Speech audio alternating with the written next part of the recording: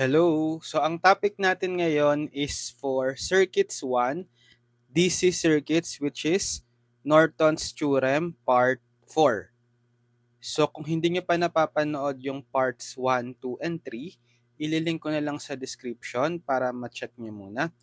Para at least meron na kayong idea sa mga concepts about Norton's Theorem para makasabay kayo sa mga isa-solve nating problems ngayon. Okay, so ito yung mga concepts na discuss natin sa parts 1 to 4, pati yung mga sample problems.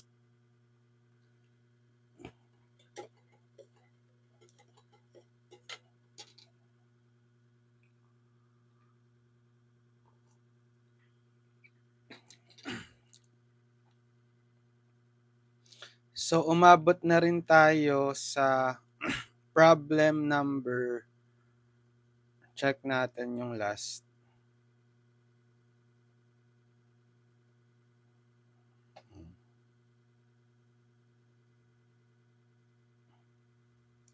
Okay, sige, tuloy na lang natin. Let's have problem number 15.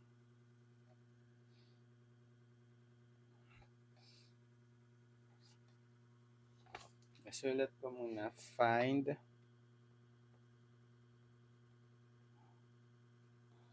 the Norton's circuit at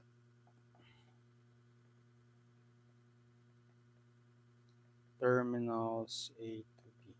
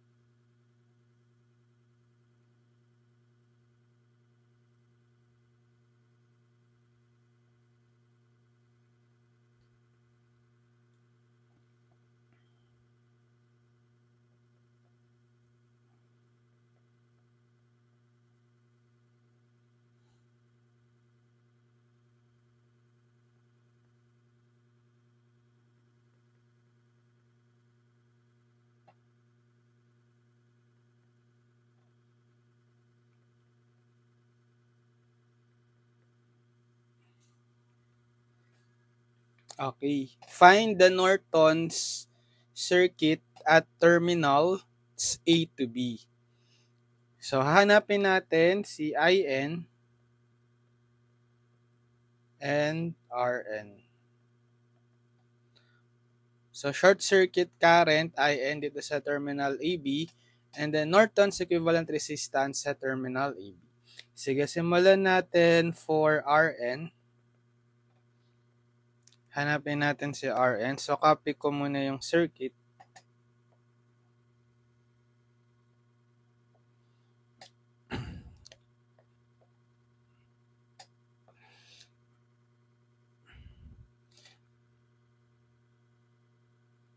So, dito natin nahanapin si RN sa terminal AB. Okay. Pero, i-turn off natin yung mga independent sources. So, isa lang naman yung independent source, si 2 volts, right? So, pag tinurn off natin si independent source 2 volt, voltage source is short. Tapos, i-retain natin yung mga dependent sources.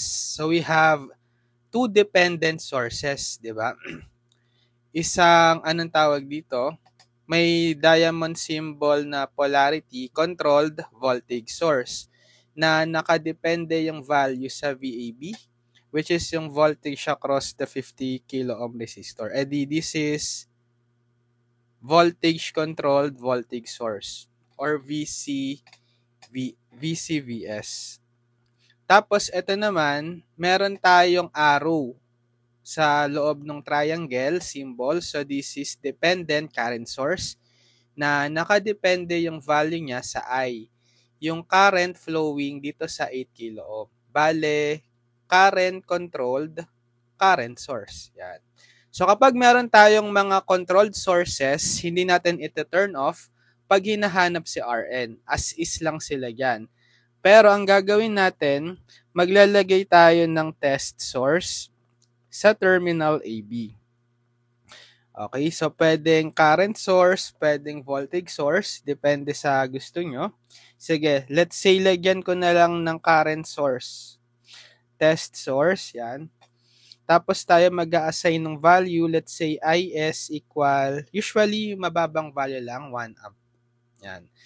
Tapos hahanapin natin yung voltage across the current source. Let's say plus minus Vs. Okay, para yung Rn by Ohm's law is equal to Vs over Is. Diba?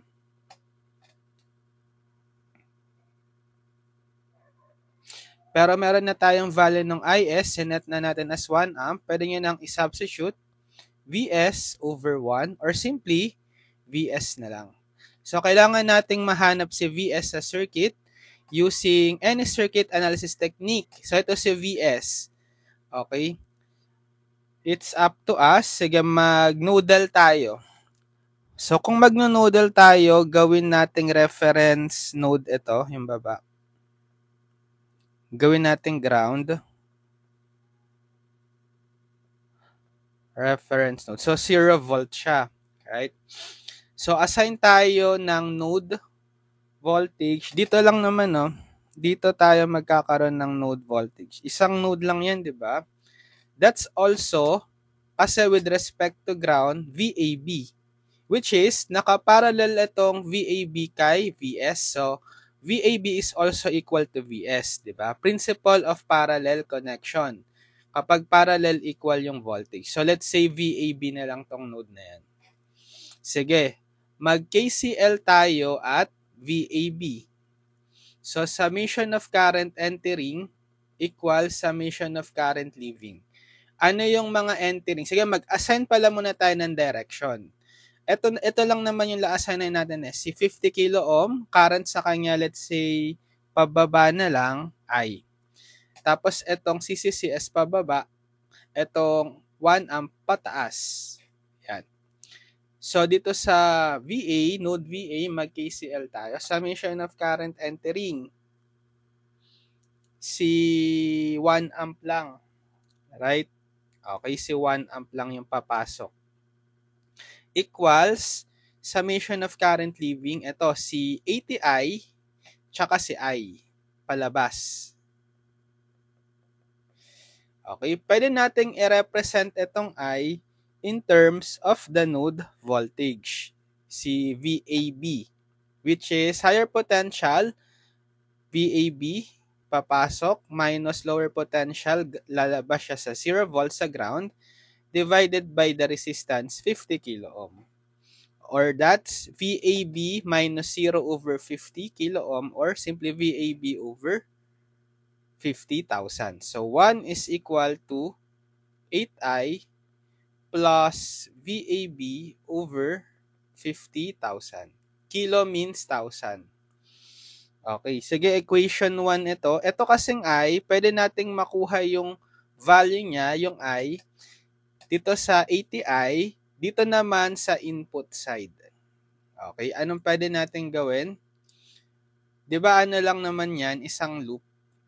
Okay, na naka-series, itong VCVS sa 8 kilo ohm. Ohm's law nyo na lang yan, right? So, by Ohm's law,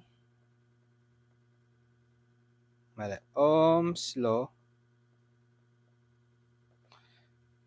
So, anong value netong I? I is yung voltage divided by the resistance. Bale, 0.001 VAB. Okay? 0.001 VAB divided by 8 kilo ohm or 8,000. Anong sign? Positive or negative?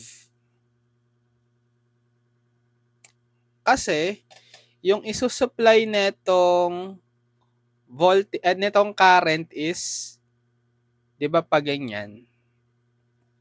Kasi plus minus. So, kabaliktaran ng direction ni current I, capital I. E di lalagyan niyo siya ng negative kasi opposite eh. By passive sign convention. So, equation 2 natin to. Yan, 'di ba? Ang kailangan nating ma-solve si VAB. Kasi si VAB is also the VS. So, substitute ko na lang equation 2 to 1. Substitute 2 to 1. So, magiging 1 is equal to 8. I, ito na yung value natin ng I. Copy ko.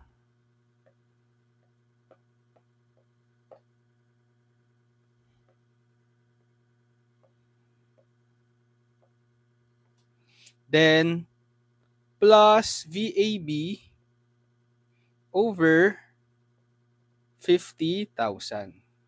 Pwede nyo na yung i-shape solve kung gusto nyo kasi linear equation na lang yan in one unknown VAB. Shape solve na lang natin na. So, 1 is equal to 8 times negative 0.001. Bale yung VAB ang gagawin ko siyang x sa calcu. Alpha x over 8,000 plus VAB uli. So, gawin natin alpha x divided by 50,000. Then, shape solve. Okay. Assign tayong value ng x. Let's say 5.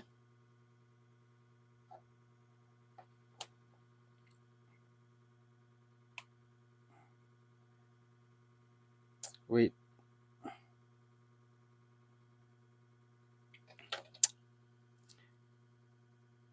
$80 pala to, sorry. 80, no? Sorry. This should be 80i. 8i lang nasulat ko. 80.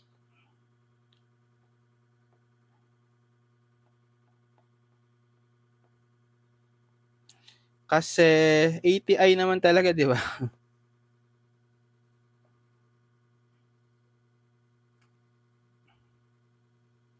Okay, 80i dapat siya. Sorry. So, babaguhin natin to. Gagawin ko lang tong 80.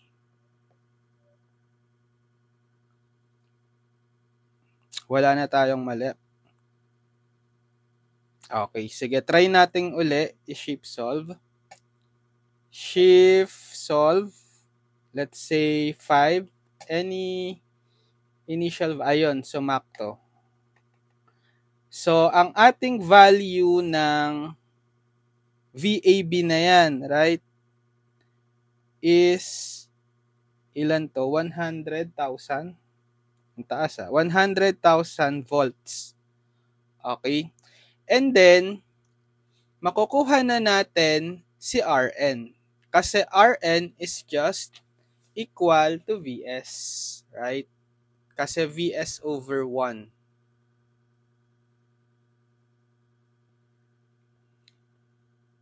So, therefore, Rn is Vs, which is 100,000 ohms or 100 kilo ohms. Okay, next. So, may Rn na tayo. Si In naman ang hanapin natin next. So, for In,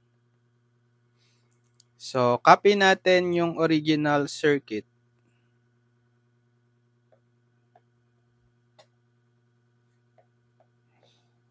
Yan. So, para mahanap yung In, by definition, yan yung short circuit current sa terminal AB. Bali, short natin tong terminal AB. Lagyan nyo ng wire. Tapos, ito natin nahanapin yung In. Yan. So, it depends na lang. Depende sa inyo kung anong circuit analysis technique. Pero, we notice dito na shinort natin yung VA, itong 50 kilo ohm, di ba? Shinort natin ng wire kasi nga, shinort out natin yung terminal AB. Nadamay ngayon yung 50 kilo ohm. So kapag nag-short tayo sa resistor ng wire, madi-disregard na yan sa circuit. So aalisin na natin si 50 kilo ohm.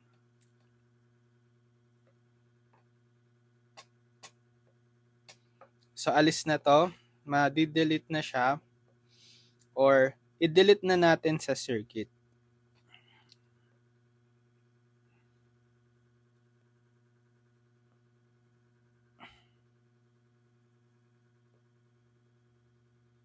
Yan. Nung dinelete natin yung 50 kilo ohm sa circuit kasi na-short siya, etong VAB, masisiro na yan, right? So therefore, yung VAB, short, na-short siya, kaya 0 volts, di ba? So ang mangyayari dito sa input side, kung yung VAB mo is 0, 0.001 VAB, which is 0 volt, ito yon, 0 na. So kapag 0 volt yung value ng source, equivalent na lang siya sa short circuit. So i-short na lang natin tong controlled voltage source. Kasi 0 volt na yung value niya eh. So nadamay, no? Nag-domino effect. So i-short ko na lang yan. Yan. So ito na yung naging circuit.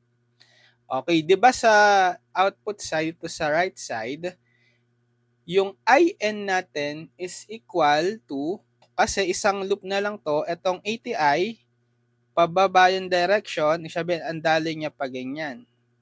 So, same na lang yung value niya in magnitude sa IN. Diba? Isang loop lang. Pero, magka-opposite kasi sila ng direction. Therefore, IN is negative ATI. Okay? Kaya may negative kasi opposite sila. Pag ganito yung ATI, si IN pa ganyan. Diba? Nagkasalungat. So, paano mahanap yung I? Dito tayo, bumalik tayo ito sa loop neto. Bale, naka-series lang yung 2 volt sa 8 kilo ohm. Makukuha natin si I by Ohm's law.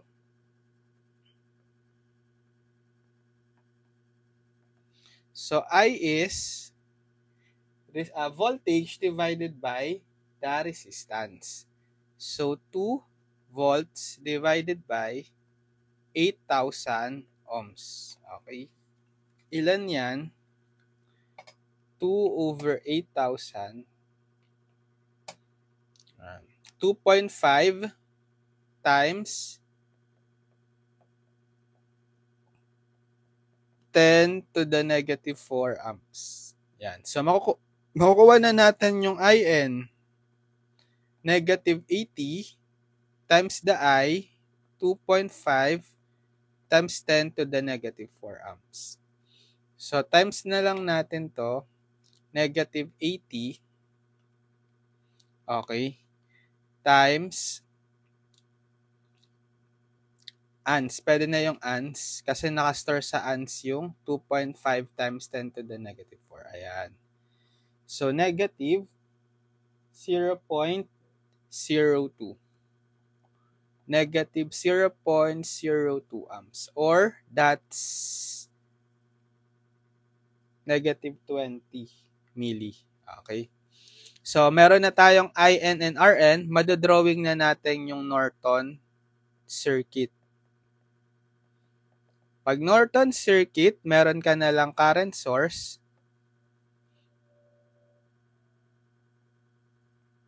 IN yon yung negative 0.02 amps. Tapos yung RN naka-parallel.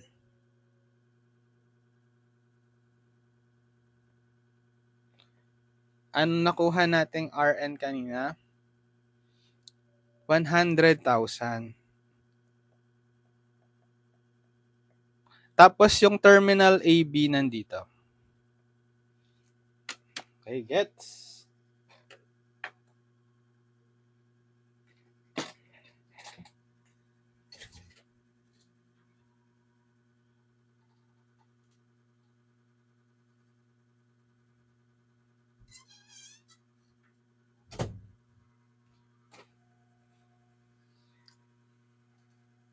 Next, problem number 15. Okay. Next, let's have problem number 16. For number 16, sulat muna natin.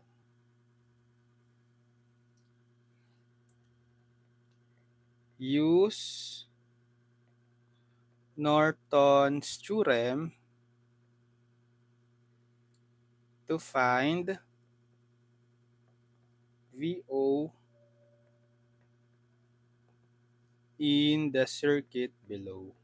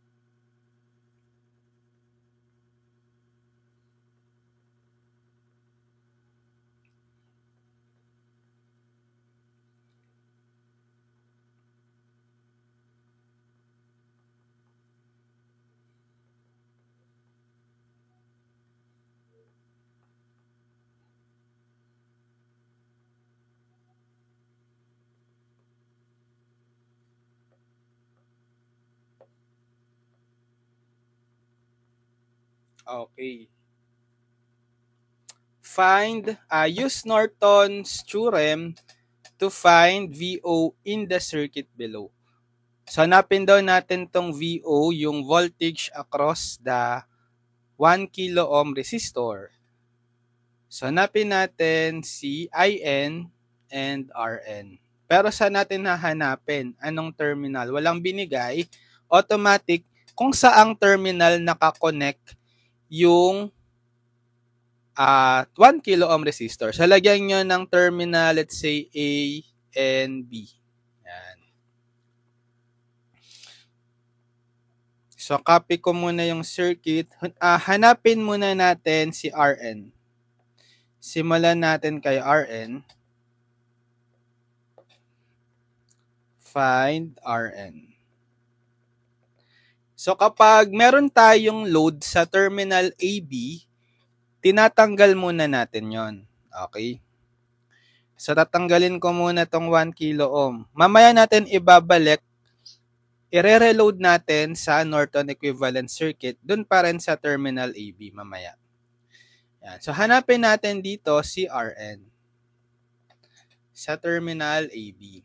Pero, ang gagawin ay ito-turn off yung mga independent sources. So, meron tayong dalawa, yung 36 volt voltage source saka 3 milliamp current source.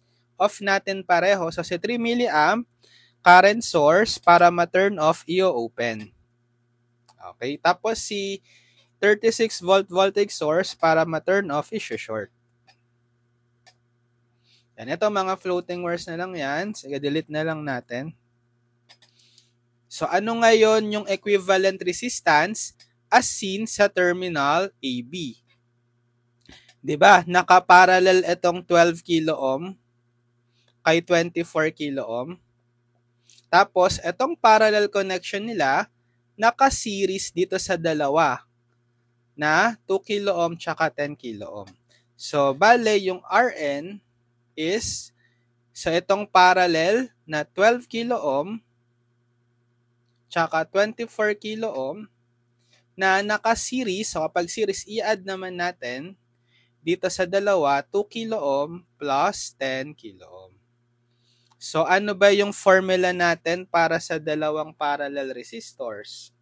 Product over sum lang yon, di ba?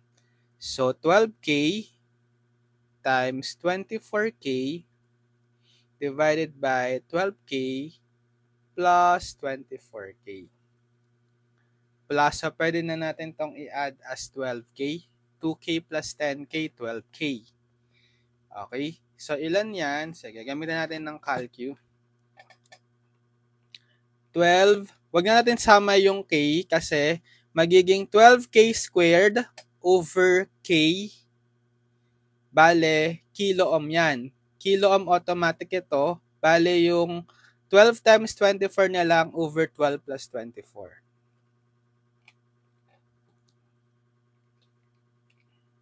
Okay, 8. So, we have 8 kilo ohm plus 12 kilo ohm. Magiging 20. And 20 kilo ohm yung Rn.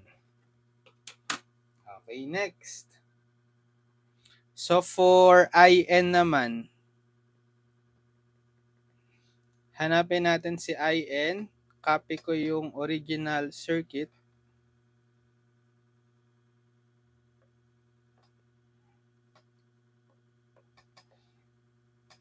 Yan. So, alisin muna natin yung load. Alisin muna natin tong 1 kilo ohm ulit. Tapos, to find IN, by definition, again, yan yung short circuit current sa terminal AB. So, iso-short natin si AB ulit. Yan. Tapos, dito natin nahanapin si IN. Yan. So, depende na sa inyo kung anong circuit analysis technique ang gusto nyong gamitin.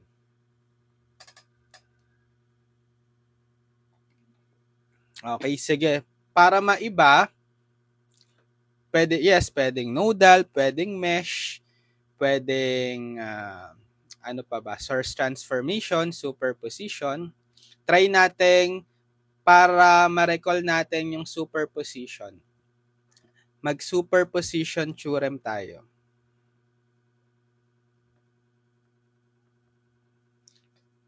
Okay.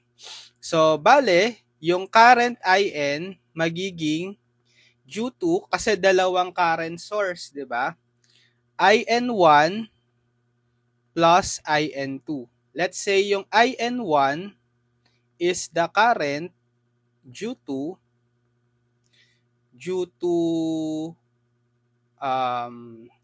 36 volt. Sige, 36 volt. Tapos yung IN2 is the current due to ito, yung 3 milliamp. Yan. So, simulan natin si IN1. So, paano nga ulit? Nare-recall pa ba mag-superposition theorem? So, copy natin yung circuit.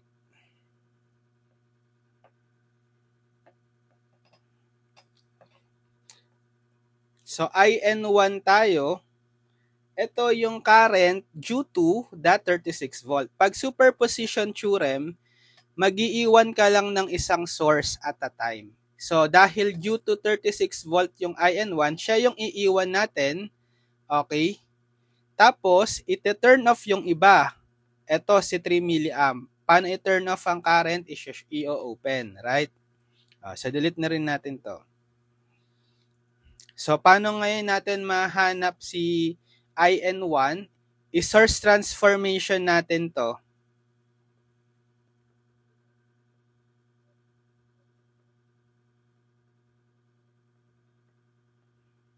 Kasi para maging parallel na lang, di ba? So, meron tayong 36 volt in series with 12 kilo ohm. So, yung IS natin is voltage, 36 volts, divided by the resistance, 12,000 ohms. So, ilan yan? 36 divided by 12,000. Okay, 3 milli. So, 3 times 10 to the negative 3 amps. Tapos, yung R niya pa rin is itong 12 kilo ohm. Pero pag niredraw natin, magiging parallel. Redrawing the circuit. Okay, so aalisin na natin to. Dapat maging parallel na yung resistor sa current source. Yan.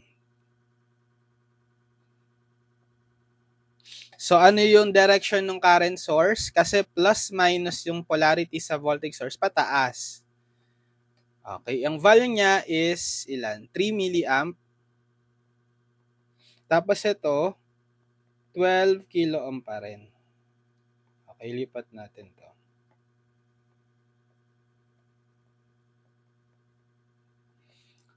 So, di ba parallel na lang? Parallel. So, by current divider rule, so makuha natin si IN1 as positive or negative current. Kasi yung direction ni 3 milliamp is pataas, so supplied direction ng current pa ganyan, so magba-branch out yan dito, tsaka dito. Which is kapareho nung direction ng IN1, so positive. So, bale, IN1 is, paano nga uli yung current divider? Yung conductance nitong branch na to. Which is yung sum ng 'di ba? 2K tsaka 10K. Reciprocal non-conductance 1 over 12,000 or 12K. Then, over the sum of conductances, 1 over reciprocal 12K plus 1 over 24K plus 1 over another 12K. Then times the supplied current source, 3 times 10 to the negative 3. So 1 over 12K over 1 over 12K plus 1 over 24K plus 1 over 12K times 3 to the negative 3.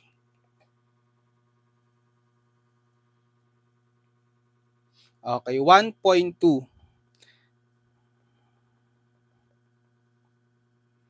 milliamps. Yan. Next, for IN2 naman, copy ko yung original circuit. So, ito naman yung current due to 3 milliamp. Ito. So, IN2. Okay, para makuha yung IN2, kailangan i-retain lang natin si 3 milliamp, tapos ito turn off yung 36 volt. Okay?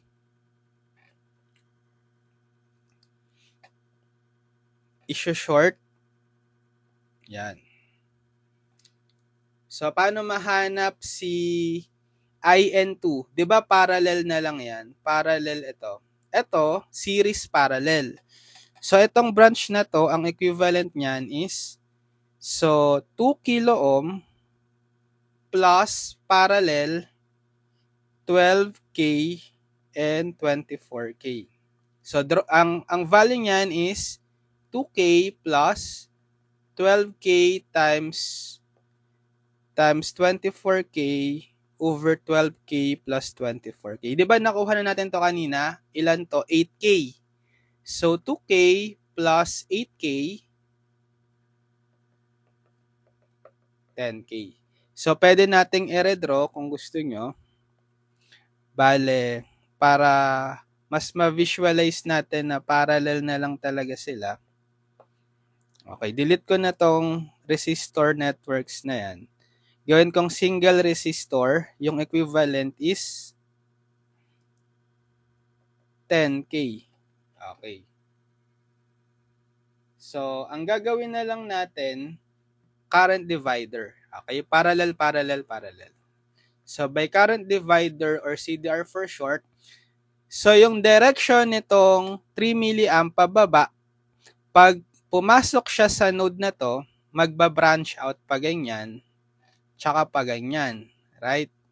E di kabaliktaran ng direction nung IN2, yung sinupply ni 3 milliamp sa branch na to. Negative dapat. Okay? So, IN2 is negative. Current divider, conductance nitong branch, yung 10 kilo ohm, so 1 over 10,000 reciprocal. Over the sum ng conductances, so conductance nito is 1 over 10,000 din, plus conductance nito 1 over 10,000. then times 3 milliamp. Or 3 times 10 to the negative 3. Edi 1/2 lang to, di ba?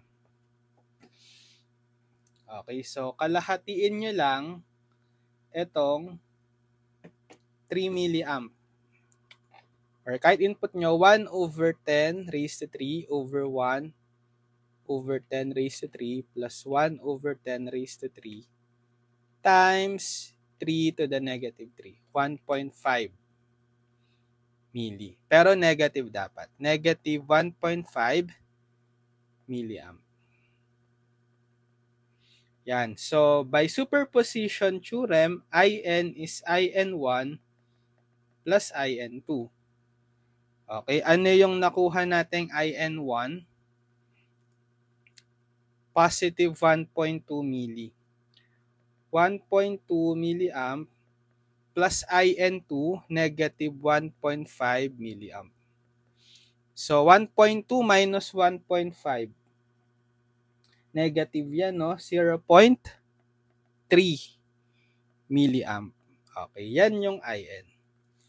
So, pag niredraw na natin yung Norton circuit, meron tayong current source. So, IN equals negative 0.3 milliamp. Tapos, nakaparallel si RN. Ano yung nakuha nating RN kanina? 20,000. 20 kilo ohm. Yan. Tapos nandito yung terminal AB. Pero remember, hinahanap yung voltage across the 1 kilo ohm. Diba? Dito. VO. E di, i-reload natin.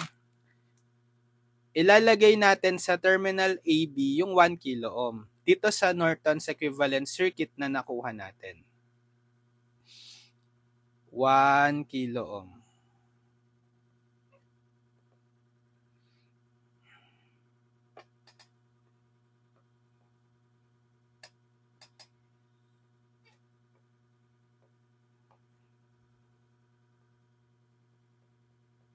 Tapos saka natin hanapin yung VO. E di madali na lang hanapin dyan si VO. Diba? Pwede nyong kuhain muna yung current dito.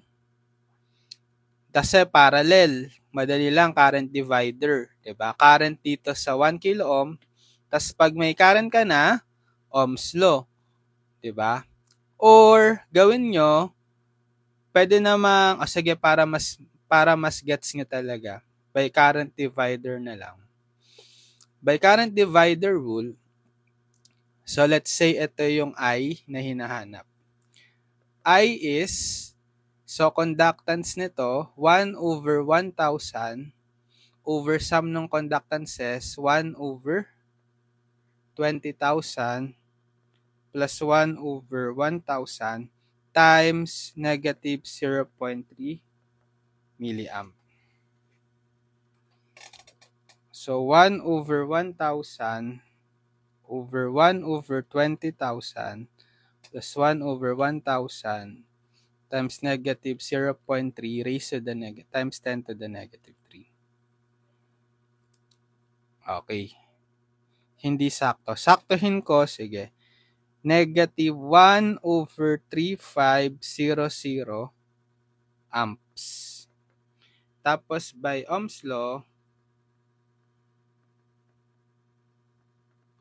VO is, okay, yung current na I times yung resistance na 1 kilo. So, 1,000 times I. 1,000 times yung I na negative 1 over 35,000. So, 1 times 10 to the 3 times negative 1 over 3,500. Okay. Negative 0.285. Sige, yung exact value, negative 27 volts or approximately negative 0.2857 volts.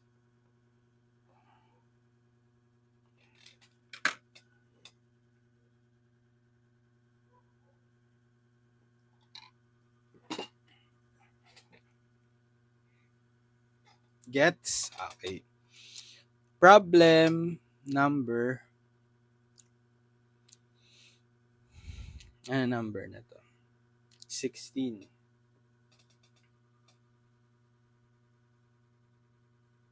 Okay, sige, next. 16.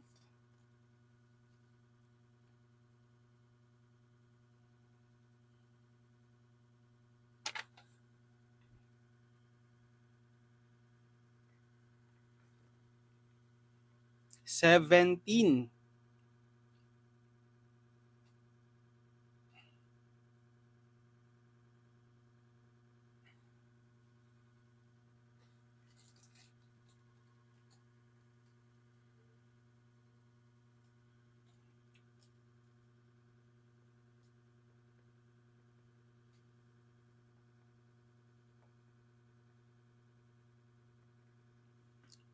Obtain the Thevenin.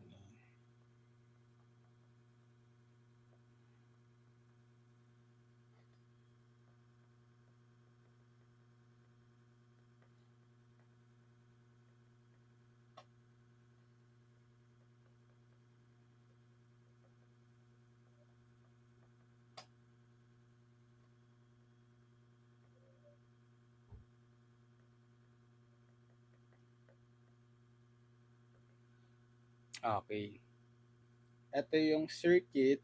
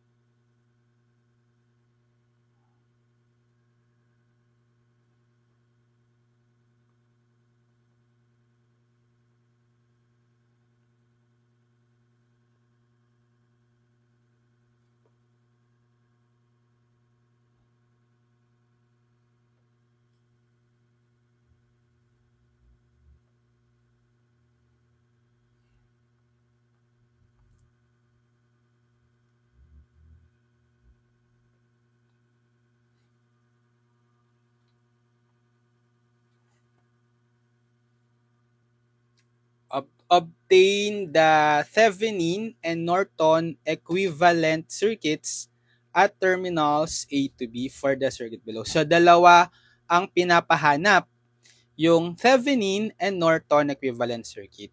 So, pwede nyo namang kuhain yung isa lang, pwedeng Thevenin lang or Norton, tapos may relationship na tayo to find, halimbawa, so yung RTH natin, that's also equal to Rn. Thevenin resistance is also equivalent to Rn.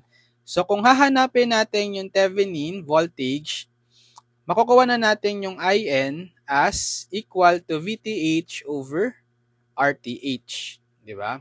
Or kung hahanapin natin yung IN, makukuha natin si VTH as IN times Rn. Sige, so simulan na lang natin muna hanapin yung RTH or Rn. So same lang yon, yung RTH sa Rn. Pag hinanap natin. So, find natin muna si RTH/Rn. So, dito tayo sa terminal na to. Sige, RTH muna, sa pangalan natin as RTH. So, dito tayo sa terminal AB, maghahanap ng RTH. Tapos, ito turn off natin yung independent source, parang sa kanina, di ba? Pag naghahanap ng mga RN, RTH. So, isa lang yung independent source natin, si 50 volt voltage source. So, i-short natin para ma-turn off. Yan. Tapos, meron tayong dependent sources, or dependent source, isa lang. Ito, kasi may diamond symbol with an arrow. So this is controlled current source na nakadepende yung value niya kasi 0.5 Vx siya. Dependent siya sa value nung Vx. Voltage across the 6 ohm. So this is voltage controlled voltage current source. Okay. Tapos, para makuha natin yung RTH dahil nga meron tayong VCCS controlled source, ang ginagawa natin, naglalagay ng test source. So, pwedeng voltage or current source. So, depende sa inyo. Sige, try natin ngayon lagyan ng voltage source. Okay. Plus, minus, let's say Vs equal to 1 volt na lang. Tapos, hahanapin naman natin yung current Is supplied by this Vs. Para, by Ohm's law, yung RTH is equal to Vs over Is. So, pwede nyo nang isubstitute yung Vs 1 divided by Is. So, RTH is 1 over Is. So, kapag nakuha natin yung Is, masasolve na natin si RTH. So, hanapin natin si Is given this circuit now using whatever circuit analysis technique na gusto nyo. O sige, parang madali mag-nodal. Diba? Puro mga parallel eh. Mag-nodal tayo. So, assign natin to as the reference node. 0 volt. Yan. Sige. Assign tayo ng direction of current. And ano mo na pala, yung mga unknown node voltages. So, isa ito. Let's say, kasi ano na siya, diba? With respect sa ground, itong voltage sa 6 ohm yung Vx. So, yung node na to, pwedeng i-assign as Vx na lang din. Tapos, ito, yung node na to, isang node lang yan, diba? Kasi meron tayong nakakonect na voltage source, 1 volt, yung Vs. Diba? Automatic, Vs is 1 volt. Ito yung node na yan, with respect to ground, diba? So, isa na lang yung nawawala, si Vx. O, sige, mag-ano tayo, mag-assign tayo ng direction nung mga current sa resistors. So, sa 3 ohm, let's say, pag ganito na lang. Okay, I1. Sa 6 ohm, pababa, I2. Sa 2 ohm, pakanan, I2. Tapos, ito sa 10 ohm, sige, pababa, I4. Yan. So, mag-KCL tayo at Vx. So, summation of current entering equals summation of current leaving. So, sa Vx tayo titingin. Ano-ano yung mga current entering? Wala, di ba? Puro mga palabas. So, si I1, si I2, si I3 pala to. I3 na to. Next, I3.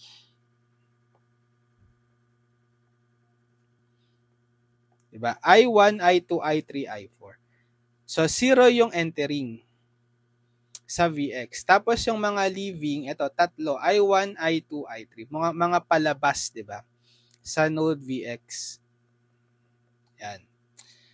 So, i-represent ngayon natin itong I1, I2 in terms of the node voltage. Bale si I1, so higher potential Vx minus lower potential, lalabas siya sa ground, diba? Sa 0 volt. So, Vx minus 0 over the resistance 3. Bale, Vx over 3 na lang. Okay? Plus, I2 naman, so si I2, ito naman si I2. Higher potential Vx minus lower potential ground 0 divided by the resistance 6. So, Vx minus 0 over 6 or Vx over 6 na lang. Mali. Vx pala to. But V3. Vx over 6. Tapos, si I3. higher potential Vx minus lower potential itong node na yan. Which is, di ba, 1 volt? So, Vx minus 1 divided by the resistance 2. So, Vx minus 1 over 2. Yan. So, pwede mo na palang ma-solve dyan si Vx kasi one equation in one unknown ka na lang, oh. Linear equation. Sige, mag-shift solve na lang tayo. So, 0 is equal to yung Vx gagawin nating x sa calcu. Alpha x over 3. Naging alpha y. Alpha x. Okay. Plus Vx over 6. So, gawing alpha x over 6 plus alpha x minus 1 over 2. So, shift solve. Sige, initial value for x, kahit ano, let's say 5 equal, ayun. So, yung x natin, which is the Vx, 0.5 volts. Yan. So, gagamitin natin to mamaya. So, para makuha itong Is, mag-KCL naman tayo sa node Vs. KCL at Vs. So, summation of current entering equals summation of current leaving. So, ano-ano yung mga entering sa Vs? Bale, eto, tatlo.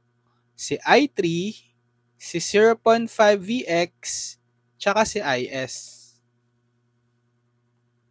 Diba? So, si I3, papasok, si 0.5 Vx, tsaka si Is. Si Is yung nawawala, diba?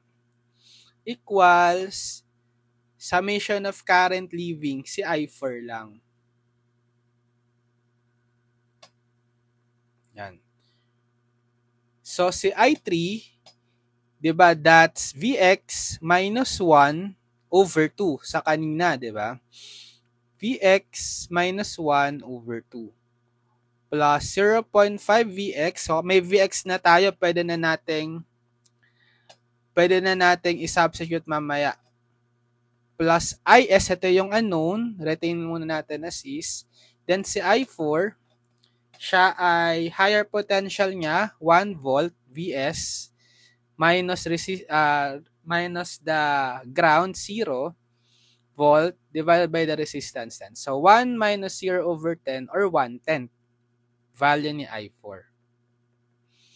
Yan. So, pwede nyo nang i-substitute yung Vx na 0.5. So, 0.5 minus 1 over 2 plus 0.5 times Vx na 0.5 ulit plus Is is 1/10. So, transpose nyo na lang to, dalawang term sa kanan para ma-solve si Is. Is is 1/10 minus 0.5 minus 1 over 2 minus 0.5 times 0.5. Yan, mga constant value na yan, pwede nyo nang i-input sa calcu. 1/10 minus 0.5 minus 1 over 2 minus 0.5 times 0.5. Okay, 1/10. So, si Is is 1/10 amps. Yan. So, di ba ang kailangan natin is RTH equivalent to 1 over Is. Therefore, RTH is 1 over Is, which is 1 over Is, 1/10. So, reciprocal ng 1/10, 1 over 1 over 10 is 10 ohms. Okay, so RTH is 10 ohms. Yan na rin si Rn, 10 ohms. Next, so depende sa atin, VTH or IN ang hahanapin kasi Thevenin and Norton yung pinapahanap. Sige, VTH na lang hanapin natin. VTH. Tapos makuha natin yung IN, VTH over RTH. So, pag VTH ang hahanapin, copy ko yung circuit.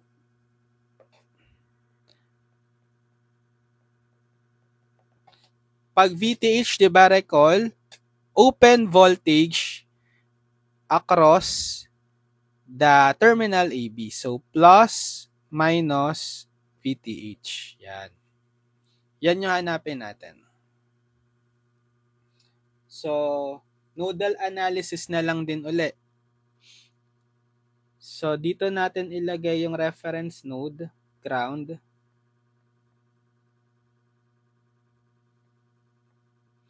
O, 0 volt. Tapos, assign tayo ng mga node volt, non-reference node. Ito, si Vx na lang uli. Okay. Tapos, ito kasi, si VTH, with respect sa ground, yung voltage na to. So, itong node na to, yan, one node lang yan, di ba? Pwede na nating pangalanan as the VTH, di ba? Yan. So, meron tayong dalawang non-reference node, dalawang equation buuin natin. So, mag-KCL at Vx muna tayo. Summation of current entering is equal summation of current leaving. Assign pala muna tayo ng mga direction ng current. Bale, si 3 ohm, sige pa kanan, I1. Etong si 6 ohm, sige pa baba, I2. Si 2 ohm, sige pa kanan na lang, I3. Yan. Tapos si 10 ohm, pababa, I4. Actually, ito rin pala, non-reference node din yan. Kaso, nakakonekta siya direkta sa 50 volts positive polarity patungo sa ground. E di automatic, etong node na yan is positive 50 volts na agad. Okay?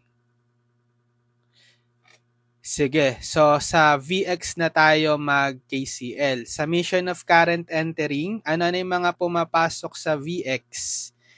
Si I1 lang. Okay, si I1 papasok. Equals summation of current leaving. Si I2 tsaka si I3 palabas. I2 plus I3.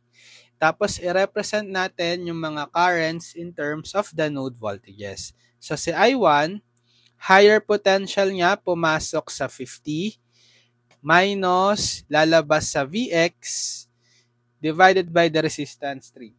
Diba? So 50 minus Vx over 3. Equal. So si I2 naman, Vx minus the ground, 0, divided by the resistance 6. So Vx minus 0 over 6 or Vx over 6 na lang. Yan. Plus, si I3 naman, so higher potential Vx minus lower potential VTH divided by the resistance 2. So I3 is Vx minus VTH over 2. Yan. So simplify lang natin, alisin natin yung denominator, LCD ng 3, 6, and 2. Okay? 6. So multiply ko both sides by 6. So dito 6 divided by 3, 2 na lang. Then times quantity 50 minus Vx equals 6 divided by 6 cancel. So Vx na lang. Plus, so dito 6 divided by 2, 3. 3 times the quantity Vx minus VTH. So distribute lang natin tong 2. 2 times 50, 100. 2 times negative Vx, negative 2 Vx equals Vx plus, so distribute din natin tong 3. 3Vx minus 3 VTH. Sige, so pagsamahin natin sa isang side, yung may mga variable, yung constant sa other side. So si 100, retain ko muna dito sa kaliwa, tapos transpose ko si negative 2Vx sa kanan. So 100 is equal to, combine nyo na yan, Vx plus 3Vx for Vx minus 3VTH. Then, negative 2Vx lipat sa kanan, magiging positive 2Vx. So, pwede pang i-combine 4Vx plus 2Vx 6Vx minus 3Vth. Okay, or unahin natin sa kaliwa ito. So, 6Vx minus 3Vth is equal to 100. Equation 1. So, isa pa, equation 2. Mag-KCL naman tayo. Mag-KCL at VTH, 'di ba? Yung isang node VTH. So summation of current entering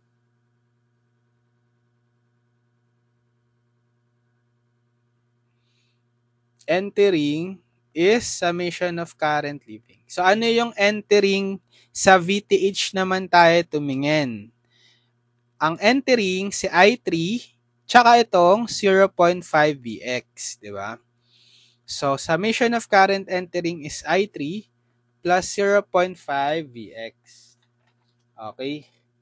Tapos yung nag-iisang leaving, summation of current leaving si I4, pababa, palabas. Yan. Represent natin itong I3 tsaka I4 in terms of the node voltages. So si I3, alam na natin kanina si I3, di ba? Vx minus Vth over 2. Vx minus Vth over 2. Plus, okay, retain lang to, 0.5Vx kasi unknown node voltage si Vx, di ba? Tapos si I4, ito si I4. So, higher potential VTH minus lower potential ground 0 volt divided by the resistance 10. So, VTH minus 0 divided by 10. So, VTH over 10 na lang. Yan. So, sige, alisin lang natin yung denominator. Anong LCD ng 2 at 10? 10. Okay, so multiply natin both sides by 10. So, 10 divided by 2, 5. Tas times the quantity Vx minus Vth. Plus 10 times 0.5 Vx. Magiging positive 5 Vx na siya. Tapos ito, cancel nyo na lang yung 10, Vth na lang. Distribute ko muna itong 5. So, 5 Vx minus 5 Vth plus 5 Vx equals Vth. Sige, so transpose ko na lang tong Vth sa kaliwa. Bale, pwede nyo nang i-combine to. 5Vx minus, plus 5Vx, 10Vx, then minus 5Vth, tas transpose si Vth sa kaliwa, magiging negative Vth. Tapos, i-combine pa to. So, 10Vx, negative 5Vth minus Vth, negative 6Vth, equal 0. Equation 2. So, pagsamahin natin yung dalawang equation, equation 1, tsaka equation 2. Isolve natin to for Vx and Vth. So, pwede nyo naman yung isolve manually using elimination, substitution method, or Gaussian elimination, Cramer's rule. Or, para madali, gamitan na lang natin ng CalQ. Kayang-kaya yan ng 570 ES, mode 5-1. 2 equations and 2 unknowns. So, yung mga coefficients ang mahalaga. So, sa equation 1, input 6, negative 3, 10. 6, negative 3, 10. Ay, 100 pala, sorry. 100. Tapos, sa equation 2, coefficients 10, negative 6, saka 0. 10, negative 6, and 0. Yan. Press equal. Ayan, masolve natin si x. Yan yung Vx. So, si Vx is 100 volt. Press equal. Yan, masolve natin yung, yan na yung Vth. Corresponding kay y. 500 over 3 volts. Or approximately 166.67 volts. Yan. So, di ba kailangan natin, so meron na tayong VTH 500 over 3 volts. Meron na tayong RTH which is 10 ohms. So, yung RN, yan na rin yung RTH. So, si IN na lang, ohms law na lang para mahanap si IN, VTH over RTH, which is VTH, exact value, 500 over 3, divided by yung RTH na 10. So, ilan yan?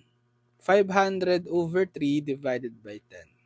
50 over 3 amps. Or approximately 16.67.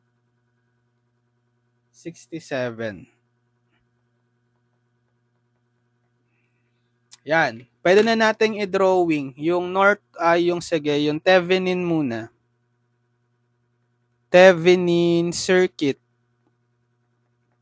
So pag Thevenin circuit, voltage source naman plus minus VTH yung nakuha nating value. Sige, exact value 500 over 3 volts. Tapos naka-series yung RTH. RTH is 10 ohms. Yan. Tapos nandito yung terminal A, B. Pag Norton's circuit,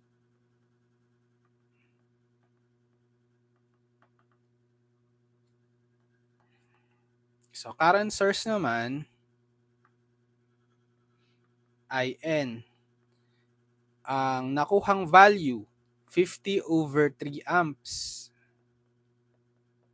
Tapos nakaparallel yung RN.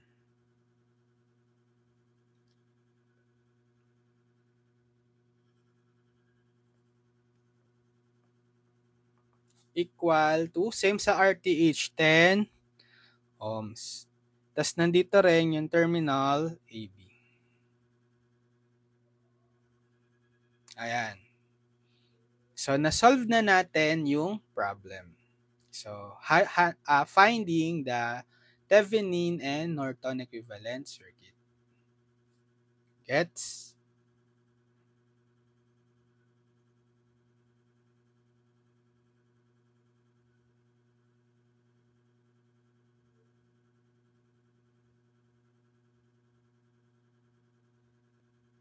So, siguro hanggang dito muna. So, nakasolve tayo ngayon ng 17. Tuloy natin. Sige, next time.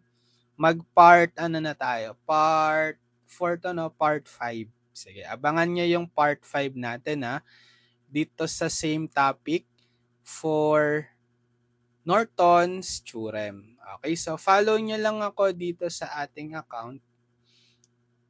Okay, para manonotify pag meron tayong next video tutorials.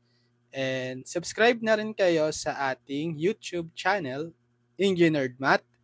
Lilink ko sa description lahat ng mga past video tutorials natin dito sa Circuits 1, pati yung pinaka-playlist ng Circuits 1, this is Circuits.